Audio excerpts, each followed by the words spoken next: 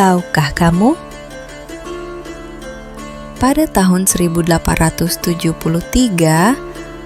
di tepi sungai Volga, seorang pelukis Rusia bernama Ilya Repin melahirkan karya yang mengguncang bangsanya.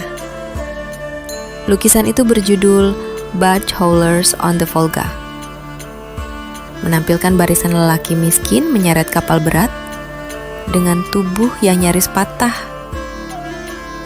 Repin tidak sekadar melukis pemandangan. Ia menyalin jeritan sosial Rusia abad ke-19.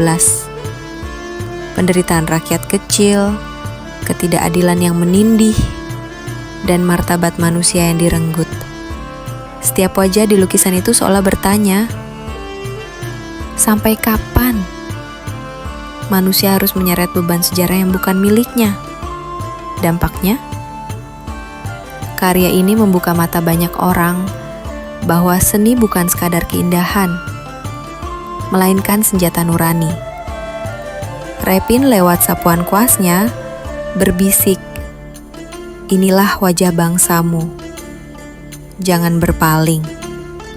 Dan hingga hari ini, lukisan itu tetap hidup, mengingatkan bahwa seni sejati lahir dari luka dan menyentuh hati yang masih berani mendengar.